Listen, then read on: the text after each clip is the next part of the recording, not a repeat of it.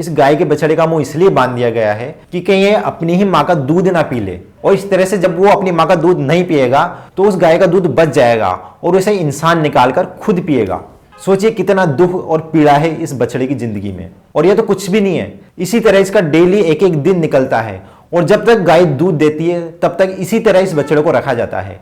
और जैसे ही गाय दूध देना बंद कर देती है तो इस बछड़े को घर से बाहर निकाल दिया जाता है और रोड पर छोड़ दिया जाता है, जहां पर ये कचरा खाता है, नाली का पानी पीता है और इधर उधर भटकता है भूख और प्यास के लिए। अगर किसी घर के सामने खड़ा हो जाए तो घर वाले डंडे मारकर भगा देते हैं, क्योंकि ये घर के सामने कहीं पेशाब नहीं कर दे, कहीं गोबर ना कर दे। और फिर बेचारा इधर उधर भटकता हुआ रोड पर चला जाता है। और रोड पर इतने ज़्यादा ट्रैफिक की वजह से कई बार तो जो गाड़ियाँ आती है, कार आती है, इनको टक्कर मार देती है।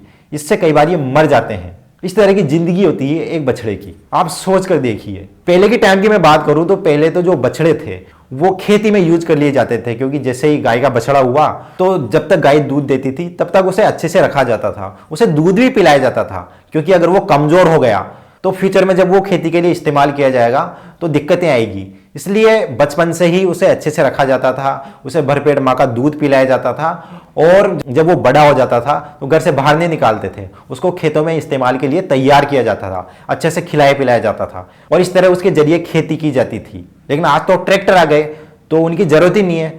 इसलिए जब हमें ये लगता है कि इन बछड़ों की कोई वैल्यू नहीं है, कोई जगह ही नहीं है, तो हमें इन्हें अच्छे से खिलाई पिलाई क्यों।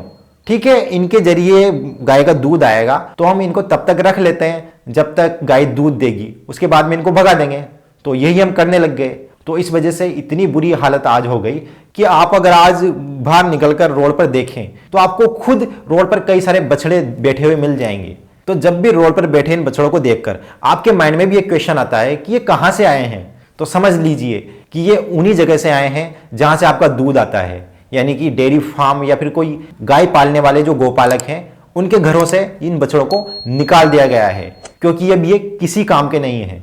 आपका इस बारे में क्या कहना है नीचे कमेंट करके जरूर बताएं। नमस्कार।